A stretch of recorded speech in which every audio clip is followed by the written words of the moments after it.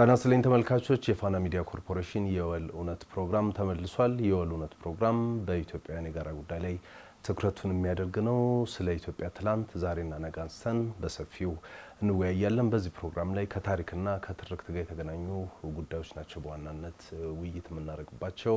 የተሳሳቱ ትርክቶችን ለማረም ለአብሮነታችን ለጋራ ኑሯችን የሚበጁ ትርክቶችን ለመገንባት ይሄ ፕሮግራም ይሰራል። በአጠቃላይ በዚህ ፕሮግራም ላይ ከኢትዮጵያና ከኢትዮጵያዊነት ጋር የተገናኙ ጉዳዮች በስፋት ተነስተው ውይይት ይደረግባቸዋል። እናንተም ይህንን ፕሮግራም እንድትከታተሉ በዚሁ አጋጣሚ አስቀድመን እንጋብዛለን። እስጢፋኖስ አበራ ነኝ። የፋና ሚዲያ ኮርፖሬሽን የወል እውነት ፕሮግራም ከመሸጋገሪያ በኋላ ይመለሳል። እንደ ሁሉ ጊዜው ይህ ፋና ሚዲያ ኮርፖሬሽን ነው።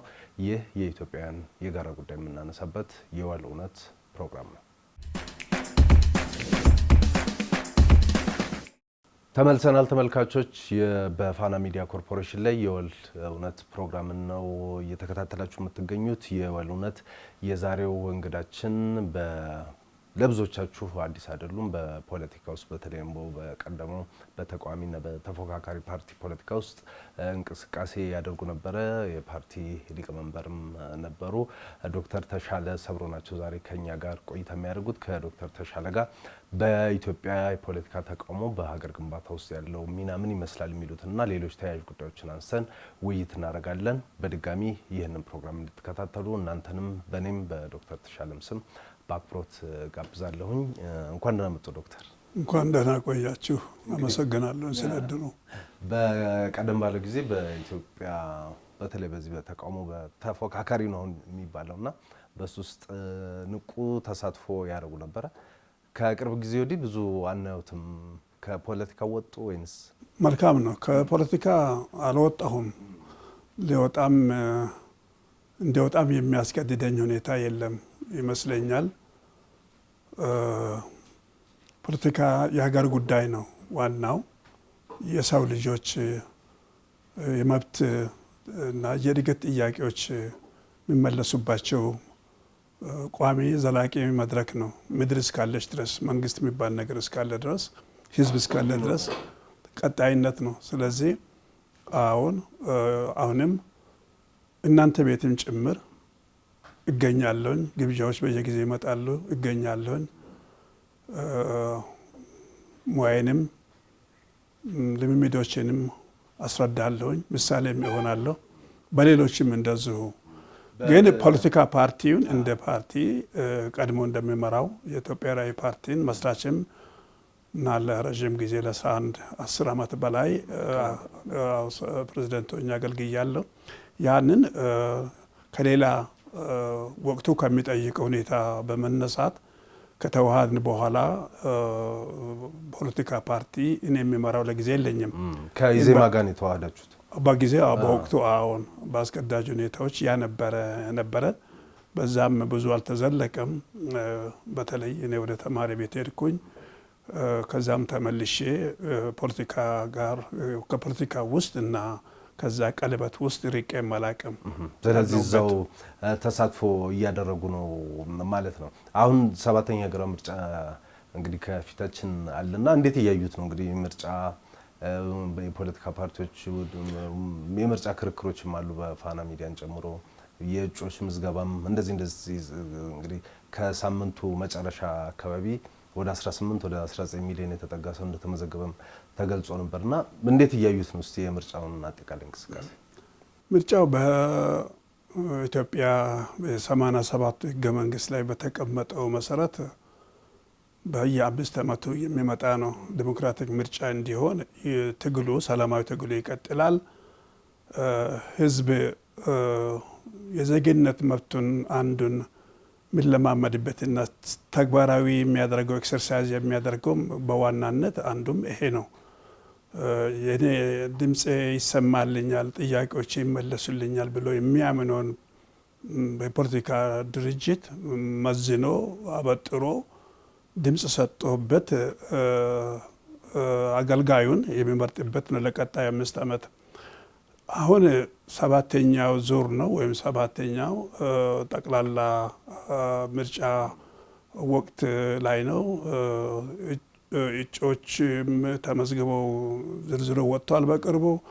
መራጮችም ካርዶቻቸውን እየወሰዱ ናቸው፣ እየተመዘገቡ ናቸው በየምርጫ ክልሎችና በየምርጫ ጣቢያዎቹ። እንዴት ነው ለምለው ለውጥ በዚህ አንድ የዲሞክራቲክ ተቋም የሚባለው ብሔራዊ ምርጫ ቦርዳችን ነው። ያ ምርጫ ቦርድ ከዚህ ቀደሙ ከነበረው አሰራሩን ወደ ዲጂታል ለማድረግ እየጣረ ባለበት የሽግግር ወቅት ነው። በራሱ ለአሰራሩ ከማኑዋል ወደ ዛ በሚያደርጋቸው ሽግግሮች እንደ የትኛውም መስመር እንደ የትኛውም አሰራሮች ማይነር የሚባሉ ብዙ ጉዳት የማስከትሉ ጉድለቶች ሊኖሩ ይችላሉ። ለምሳሌ አሁን አንዳንድ ቦታ ባለፈው አንድ ሳምንት በፊት ያየነው ምናልባት አልፎ አሁን የምንጸባረቀው የዚህ የሲስተም ችግሮች አጋጥሟቸው ያውቃል። የመራጮች ምዝገባ ላይ አዎ የመብራቶች መቆራረጥ፣ የዋይፋይ ሲስተም መዘገየት፣ ኮኔክሽን የማጣት አንዳንዴም የአገልጋዮች የተመደቡ አገልጋዮች ቶሎ ከዛ ጋር ያንን ኮፕ የማድረግ እጥረቶች ሊከሰቱ ይችላሉ። የተለመደምና የሚጠበቅም ነው። ግን ኦቨርኦል ግን ያንን ሁሉ እየታለፈ ያንን በሰላማዊ መንገድና በምክክር ለአንድ ዓላማ ታስቦበት የሚመለከታቸው ክፍል እየተረባረቡ የማስተካከል ሂደት ላይ ናቸው። ያም ሆኖ ግን ከምርጫ ቦርድ ከሚቀርቡት ሪፖርቶች አኳያ ጥሩ አካሄዶች አሉ፣ ጥሩ ምዝገባ ውጤቶች አሉ። እንግዲህ እርስዎ አንጋፋም ፖለቲካ ውስጥ የነበሩ ኖት፣ በትምህርትም በልምድም ብዙ ያዩ ኖትና የፖለቲካ ፓርቲዎችንስ እንግዲህ አሁን አማራጮቻቸውን ፖሊሲዎቻቸውን በተለይ በሚዲያ የክርክር አማራጮች ላይ ሲያቀርቡ እየተመለከትን ነውና እንዴት አዩአቸው? እነሱን የተለወጠ ነገር አለ? ከዚህ በፊት ብዙ ጊዜ አማራጭ የላቸውም እንደዚህ አይነት ነገሮች ቢነሱ ስለነበረ እንዴት አዩት? በጣም ለውጡ በዚህ በ7 ዓመት ለውጡ ለተፎካካሪ ፓርቲዎችንም በበጎና በጠንካራ ጎኑ ያራመደ ወይንም ትንሽ ነዳጅ የሰጠ ይመስለኛል። በብዙ መልኩ ለምን ፖዚቲቭ ነው። በመንግስት በኩል ይሰጥ የነበረ ወይንም አሁንም የቀጠለ አካሄዶች፣ እጥረቶችና እጦቶች በቀድሞ አሰራር ዛሬ ተቀርፏል። እንዴት ብትለኝ ቢሮ የማግኘት በራሱ ትልቅ ችግር ነበር። እኔንም ጨምሮ ውጭ ያደርኩበት ጊዜ ነበረ የቀበሌ ቤት ለመጠየቅና ለማግኘት እንኳንስ የመንግስት ቤቶች ኮርፖሬሽን ቤቶች ማግኘት ቀርቶ በፓርቲያችን በቀድሞ። ዛሬ ግን የተንጣለሉ ግቢዎች፣ ትልቅ ህንፃዎች ጭምር ቢሮ አግኝቶ የቢሮ ጥያቄ ያለባቸው እኔ እስከማውቀው ድረስ ምናልባት ከራሳቸው ድክመት ችግር ካልሆነ በስተቀር በመንግስት በኩል ትልቅ ድጋፍ እየተሰጣቸው ነው። በፖሊሲ ደግሞ ዲሞክራቲክ ነፃ መድረክ ይሰጥቷቸዋል። እውነት ነው። ይሄ ትልቅ ነገር ነው። ቢናገሩ ቢጽፉ ስርዓትና ህግን፣ የምርጫን ህጎችና ደንቦች፣ ሰላማዊ ፖለቲካ ታጋይ አታጋይ ማንነቱን ያንን የራሱን ፖሊሲ ጨምሮ በሰላም ለሚታገል በሰላም ሂስ ለሚያቀርብ አማራጭ ፖሊሲ ለሚያቀርብ ፖለቲካ ድርጅትና መሪዎቹ አባላቱ ዛሬም ዲሞክራቲክ ማታገያ ማድረኩ ክፍት ይመስለኛል። ችግር የለውም። አሁንም ደግሞ እርግጥ ነው በዚህ በ2 ሳምንት ጊዜ ውስጥ ተማሙቋል። የክርክርና የክርክርና ሀሳብ የመስጠት ፓርቲን የማስተዋወቅ ስራዎች በሚገባ መራጩ የትኛው ይሻለኛል የሚለውን ቢያንስ በተግባር ማየት እንኳን ባይችል ዛሬ ላይ ሆኖ ግን ውስጡን ማንበብ ከቻለ መራጩ ውስጡን ማንበብ ከቻለ ፕሮግራም በሚገባ ከተረዳ አሁንም በተለያዩ ሚዲያዎች ላይ ተፈቅዶለታል። ነፃ ይከራከራሉ፣ ይተቻሉ፣ ይካሰሳሉ፣ ይከሳሉ። ይሄ በጣም ጥሩ ልምድ ነው። ዶክተር እንግዲህ አሁን እነዚህ ክርክሮች ላይ አንድ የታየውና እንደው ጥሩ ነገር በየኔ በግሌ ወሰድኩትኝ በቀደመው ጊዜ ብዙ ያልተለመደ በአንዳንድ ጉዳዮች ላይ ተቋሚዎችና መንግስት ተቀራራቢ የሆነ ሐሳብ ይዘው ተመልክቻለሁ። ለምሳሌ በውጭ ግንኙነት ፖሊሲ በተለይ ደግሞ ከባህር በር ጋር በተገናኘ በመድረኩ ላይ ቀርበው የነበሩት ፓርቲዎች እርሶም የነበሩበት ኢዜማን ጨምሮ ከመንግስት ጋር ተመሳሳይ ሀሳብ እንዳላቸው ገልጸው ነበርና ይሄ ነገር ተጠናክሮ መቀጠል የለበትም? እንደ ባህር በር አይነት እንደዚህ አይነት አጀንዳዎች ፓርቲዎችና መንግስትን ሊለዩ የሚገቡ ናቸው ወይስ ደግሞ በጋራ ልንቆምላቸው የሚገቡ ጉዳዮች ናቸው? ጥሩ አስምረውበታል። እኔ በአንድ ወቅት ባህር ዳር ነበርኩና ባህር ዳር በኢህአዴግ ጊዜ ነው የፖለቲካ ፓርቲዎች ትልልቅ የሚባሉ ተጋብዘን በትልቅ የኢህአዴግ ካዘጋጀው ፕሮግራም ተዘጋጅቼ ሄጄ ነበረ።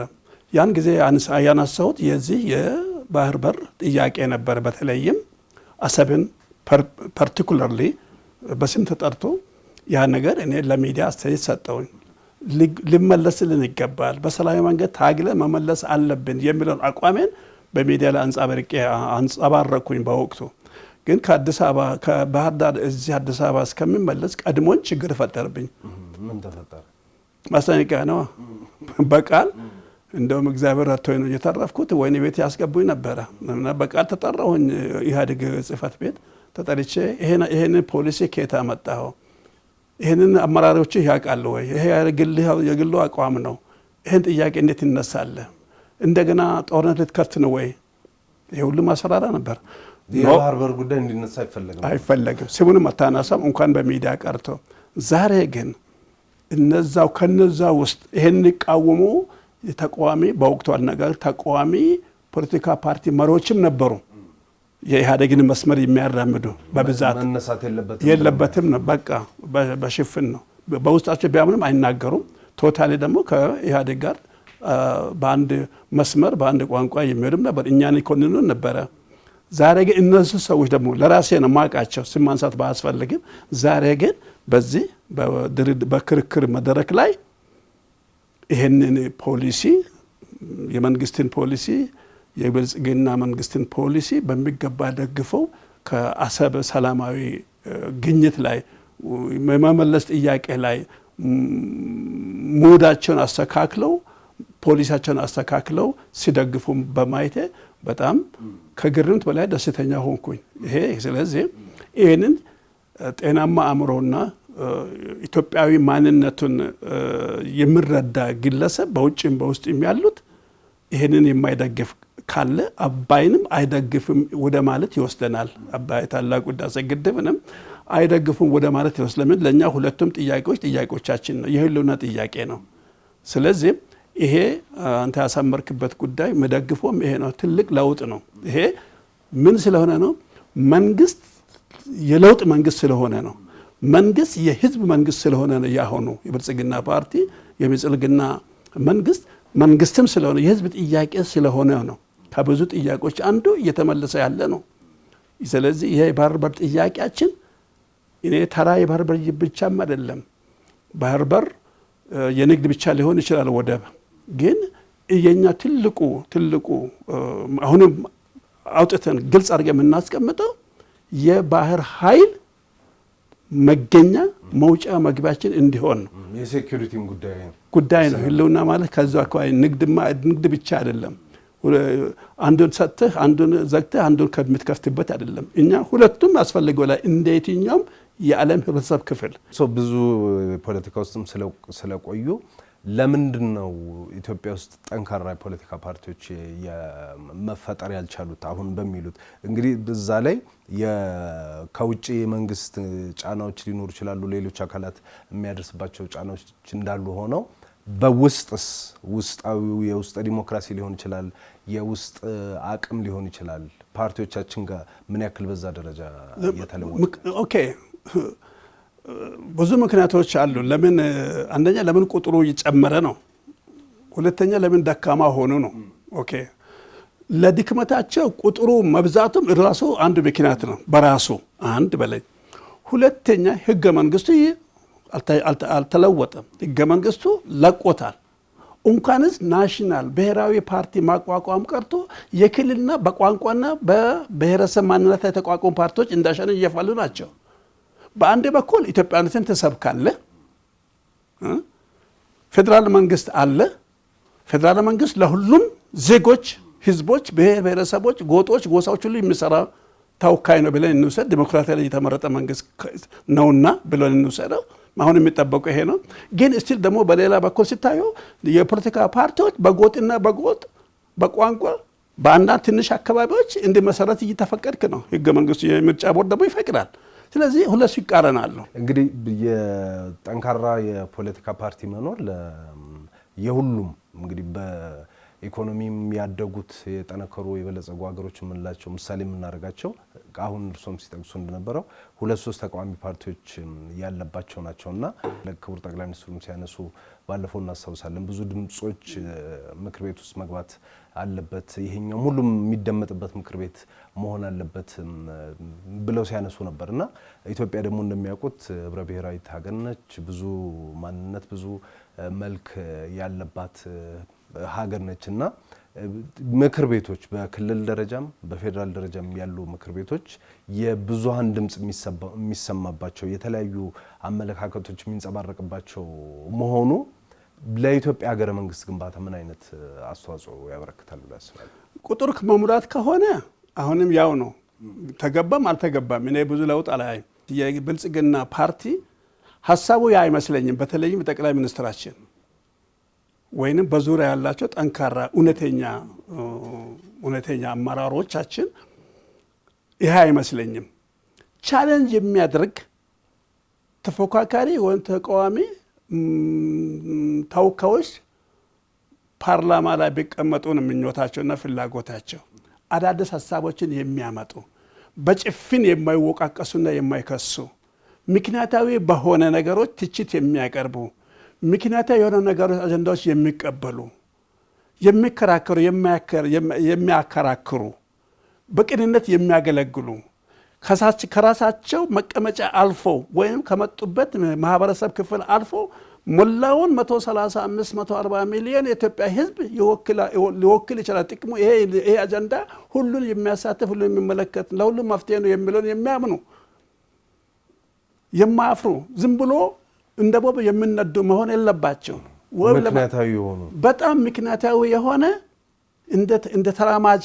መንግስታትና ፓርላማዎች በዚህ አይነት መልኩ መጀመሪያ በቅን ልቦና የሚቀመጥ በቅን ልቦና ሁለተኛ ህዝቡንና ሀገሩን ይወዳለው ካለ በተግባር የሚወድ ፓትሪዮቲክ ኢንዲቪጁዋል መሆን አለበት በቃ ጀግንነት ማለት እውነት እስከ ጥግ የሚሄድ ማለት ነው ስለ እውነት ስለ ብዙሃኑ ስለ ህዝቡ ስለ ተወከለ ህዝብ ያ ማለት ምንድነው እያንዳንዱን አጀንዳ አብጠልጥሎ የክስና የግጭት ከኋላ የሚሰራው ሌላውን ድርጅት እያቋቋመ አይደለም ተቃዋሚ ወይንም አክራሪ ወይንም በሌላ ቋንቋ ለሌላው ለውጭ መንግስትና የፖለቲካ ድርጅቶች የሚሰራ መስመር መሆን የለበትም ብዙ የከፋፋይ ተረክቶች ኢትዮጵያ ውስጥ በብዛት አሉ በተለይ ከተማሪዎች ንቅናቄ ጀምሮ ይሄ ብሔር ያ ብሔር የሚሉ እንደዚህ ሲባሉ የነበሩ የመጡ ከፋፋይ ተረክቶች ናቸው አሁን የምናያቸው ነገሮች የሚያንጸባርቁትና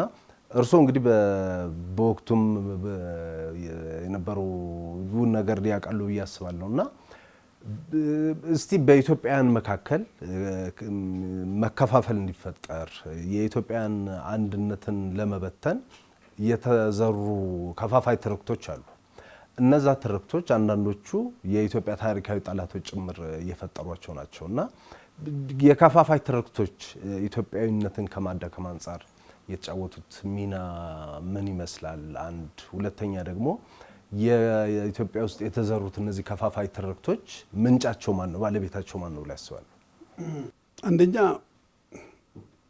የወል ታሪክ እያለን የወል ታሪክ የጋራ ታሪክ መጻፍ ሲገባ መታመን ሲገባው መረጃ መሰብሰብ ሲገባ ያ አልተደረገም እውነትም አልተደረገም ሊሆን ይችላል እና ነው የዛ ፈራጅ አይደለሁም ግን አለመደረጉ ደግሞ ግልጽ መረጃዎች አሉ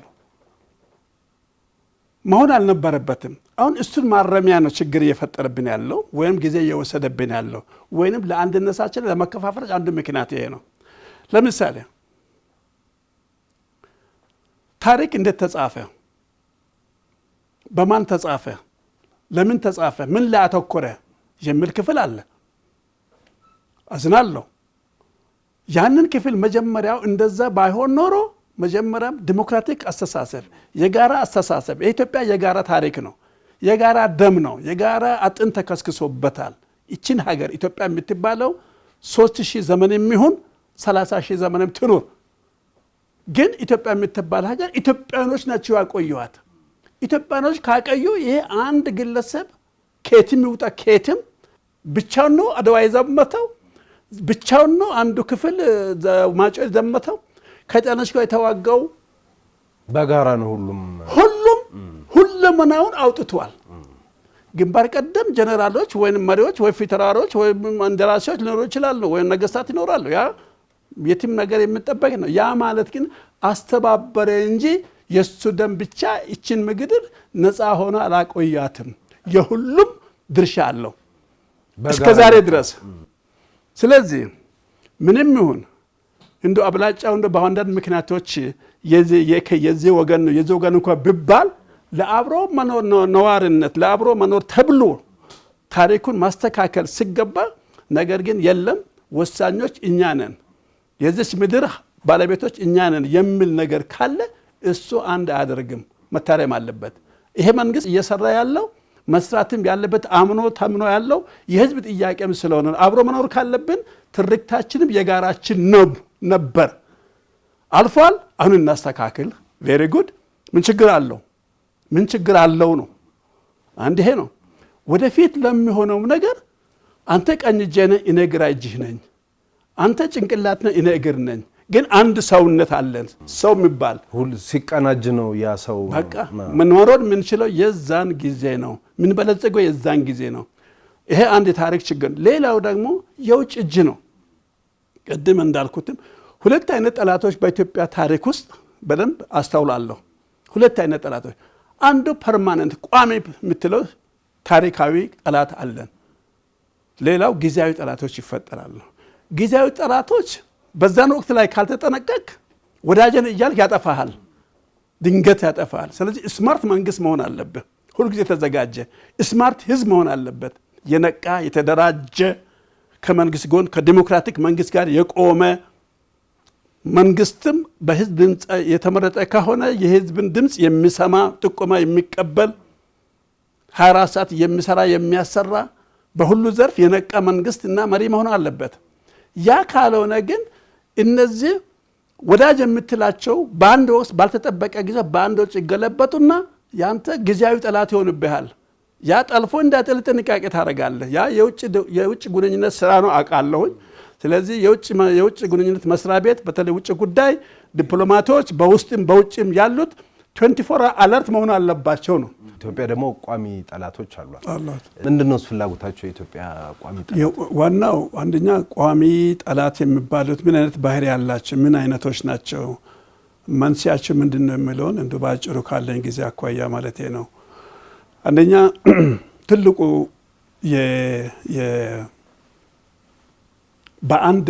በአንድ ክልል ወይንም በአንድ ጂኦግራፊ ክልል ወይም በአንድ የዓለም ክፍል ወይም በአንድ ቀጠና በአንድ አካባቢ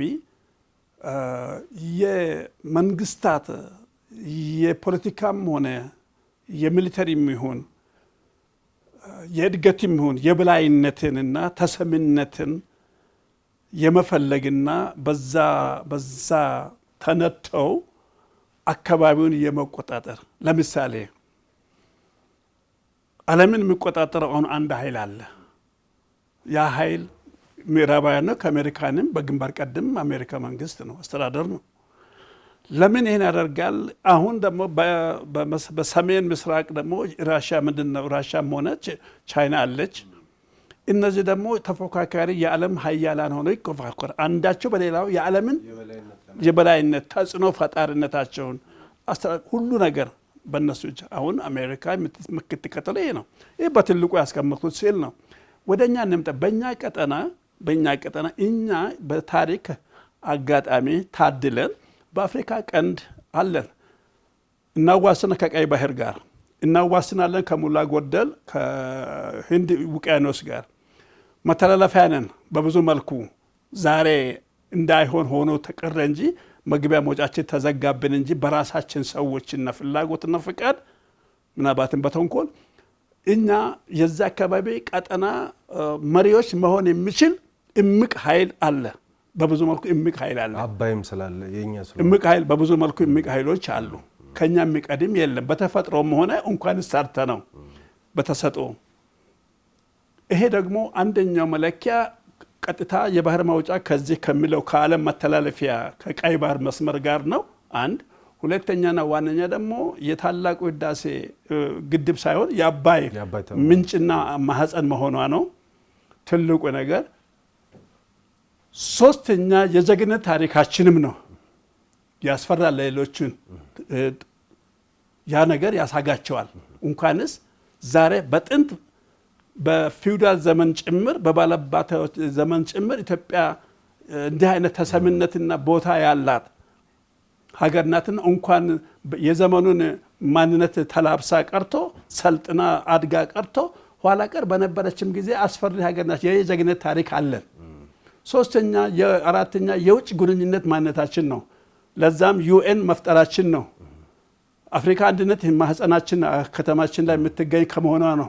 ብዙ የዓለም ኢንትረስቶች ያለበት የዲፕሎማቲክ ሶስተኛው አራተኛ መደብ ከተማችን ናት።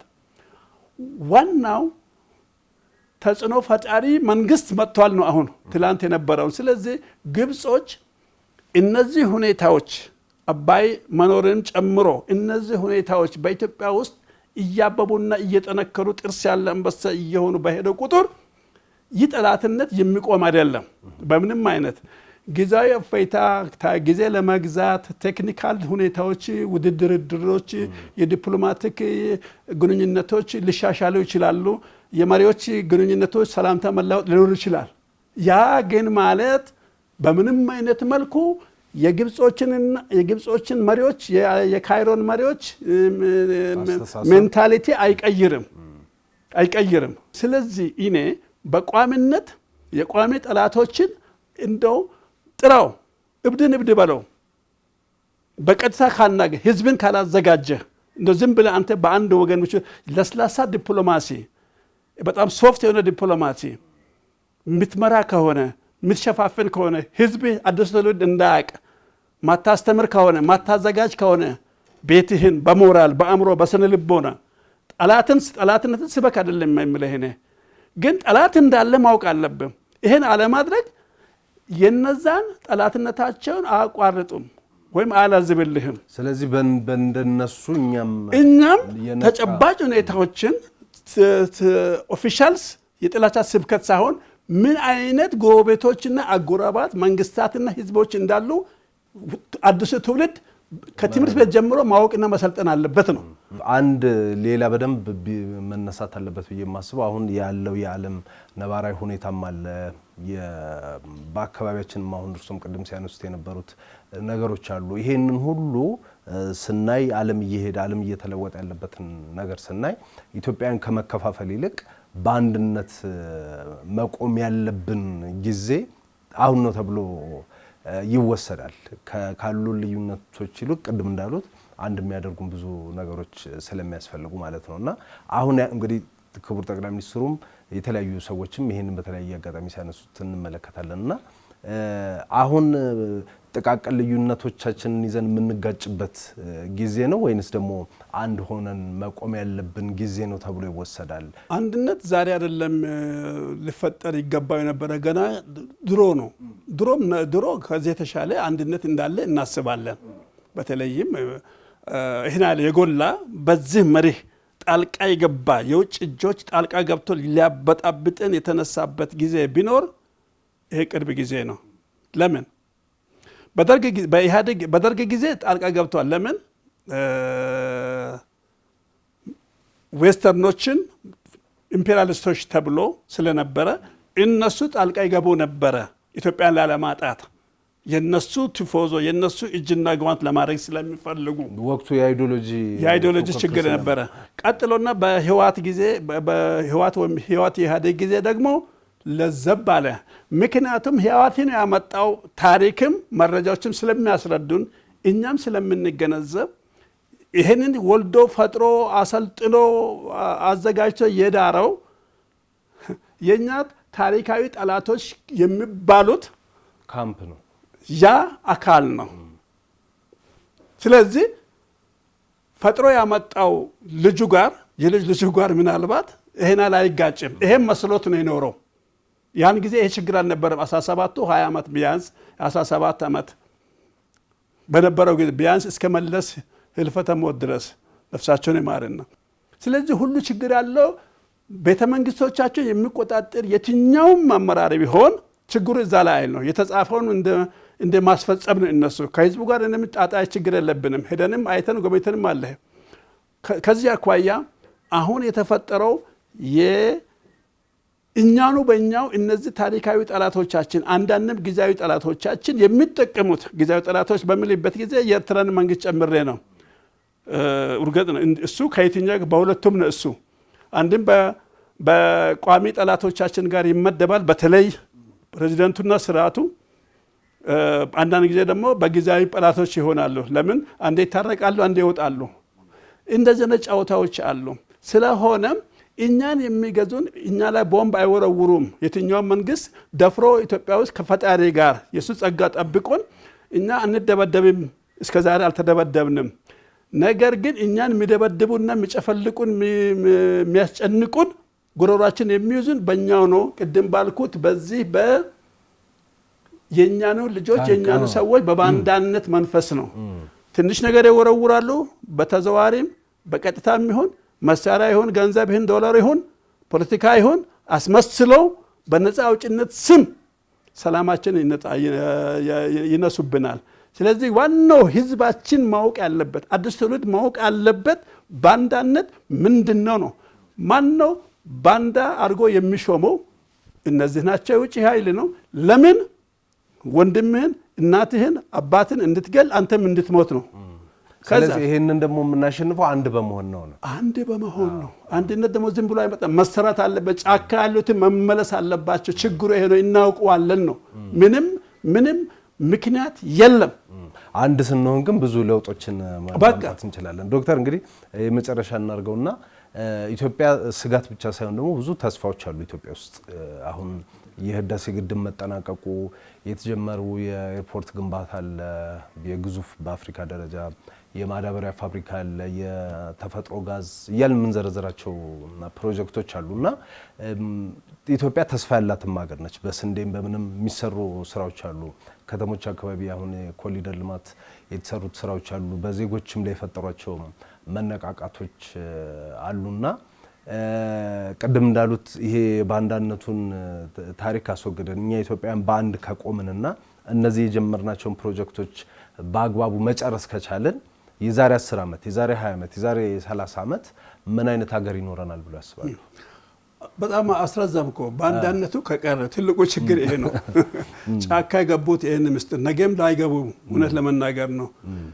በተለያዩ ምክንያቶች ኢቭን በመንግስት መስሪያ ቤቶች፣ በሃይማኖት ድርጅቶች፣ በተለያዩ በህብረተሰብ ክፍል በመኖሪያ ሰፈሮቻችን እነዚህ ባንዳነትን የሚያራምዱ በቀጥታም ሆነ በተዘዋዋሪ የሚመለምሉና የሚመለመሉ እነዚህ አሰራሮች እንደ ሀገር ጥቅሙና ጉዳቱን አውቆ ጉዳቱ እንዳመዘነ ለሌላ መንግስት እንደሚያገለግል ኢትዮጵያ ጠላቶች እንደሆኑ በኢትዮጵያ ማህፀን ላይ ግፍ እንደሚሰሩ ከተረዱ እኔ 10 ዓመትም 20 ዓመትም አልጠብቅም። በዚህ መንግስት አካሄድ፣ በዚህ መንግስት ቁርጠኛነት፣ በለውጥ አካሄድ፣ በጉባ ቱርፋቶች ፕሮጀክቶች በሌሎችን ሊመጡ ያሉት ገና በማናቃቸው ግን ምን ጠብቃቸው አሰራር ላይ ኢኮኖሚ ብቻ አይደለም ፖለቲካውም ጤናማ ይሆናል። ፖለቲካ ጤናማ ሆነ ማለት ሀገር አደገች ማለት ነው። ዲሞክራሲ ሰፈነች ማለት ነው እንደ ተጨባጭ ሁኔታዎቻችን። ስለዚህ እኔ 5 ዓመት ይበዛበታል ለውጥ በዚህ አይነት አካሄድ አግዶና ጠፍሮ የያዘው ይሄው የእርስ በርስ ግጭት ነው፣ የጦርነት ታሪካችን ነው። ስለዚህ ለዚህም መፍትሄ ያለው የተጀመረው የሰላም መንገድ በተለይም ይሄ ሀገራዊ ምክክር ኮሚሽን የጀመረውን ዓላማና አጀንዳ ያንን ፕሮጀክት በድል ቢወጣ ህገ መንግስቱ በሚገባ ቢሻሻል ብዙ ጥያቄዎች አሉን በሱም ላይ እሱ ቢሻሻል ከሱ ጋር አብሮ የፌደራል ስርዓቱ የሚሻሻል ቅን ልቦና ቢኖር ሌሎች ነገሮች ብዙ ነገሮች አሉ።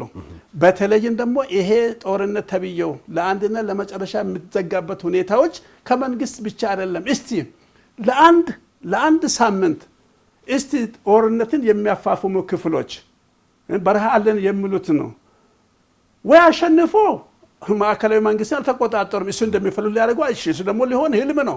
አንፈቅድም ኢትዮጵያ አይፈቅድም። የታወቀ ነው። ሁኔታዎች የተገለበጡ ናቸው።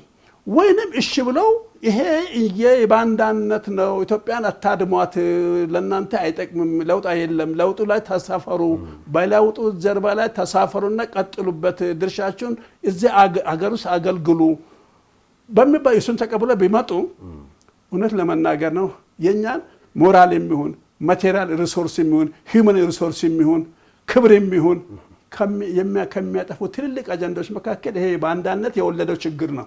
እርስ በርስ ነው። ስለዚህ እሱ ከሆነ እኛም እስከ መጪው 8ኛ ምርጫ ድረስ ትልቅ ለውጥ ይኖራል። የፖለቲካ እፎይታና ሰላም ከተገኘ አለቀ። የተጀመረው ጅማሮ አስገራሚና አስደማሚ ነው። ጉዞ አይደለም የሚሄደው ነገሮች በኢትዮጵያ በመድራችን ላይ እየተተኮሰ ነው። ለውጥ እየተተኮሰ ነው። እየተስፈነጠረ ነው። አዝጋሚ አይደለም። ይሄ ሩጫ ነው ያለው። ስለዚህ ይሄ ነገር ከተፈታ ፖለቲካ ከተፈወሰ ምድራችን ክብሯም ከፍላል እድገቷም ይፈነጠራል ሰላሙን ሰው ተኝተው ያድራል። በዓለምም ዘንድ እውቅናችን በአፍሪካ ቀርቶ በዓለም ደረጃ የተጀመረው የክብርና ሞገስ ከፍ ብሎ ይጨምራል። መቼ እስከ 5 ዓመት ባለው ጊዜ እስከ ቀጣዩ ምርጫ ድረስ ባይነኝ። ስለዚህ ሰላማችንን አስጠብቀን እንስራ ነው። በጣም ነው የማመሰግነው ዶክተር። እንግዲህ ተሻለ ይሄን የመሰለ ቆይታ ስላደረገን በሌላ ጊዜ ደግሞ እንደዚሁ ተገናኝተን በሌሎች ሀሳቦች እናነሳለን ብዬ አስባለሁ። ለዛሬ ግን እናመሰግናለን ዶክተር ተሻለ። ተመልካቾች እናንተም ስለተከታተላችሁን እናመሰግናለን። ስትከታተሉ የቆያችሁት በፋና ሚዲያ ኮርፖሬሽን ላይ የወል እውነት ፕሮግራም ነበረ። የወል እውነት በኢትዮጵያ የጋራ ጉዳይ ላይ ትኩረቱን የሚያደርግ ፕሮግራም ነው። ለዛሬ አንስተን የነበረው አጀንዳ በኢትዮጵያ ተፎካካሪ ፓርቲዎች በኢትዮጵያ ሀገረ መንግስት ግንባታ ውስጥ ምን አይነት አስተዋጽኦ አላቸው የሚሉትና ተያያዥ ጉዳዮችን አንስተን በኢትዮጵያ የተቋሙ ፖለቲካ ውስጥ ትልቅ ቦታ ካላቸው ከዶክተር ተሻለ ሰብሮ ጋር የመሰለ ቆይታ አድርገናል። ፕሮግራሙን ስለተከታተላችሁ በድጋሚ እናመሰግናለን። እስጢፋኖስ አበራ ነበርኩኝ። የፋና ሚዲያ ኮርፖሬሽን የወል እውነት ፕሮግራም እንደዚሁ በሌላ እንግዳና በሌላ ሀሳብ በሚቀጥለው ሳምንት ይመለሳል።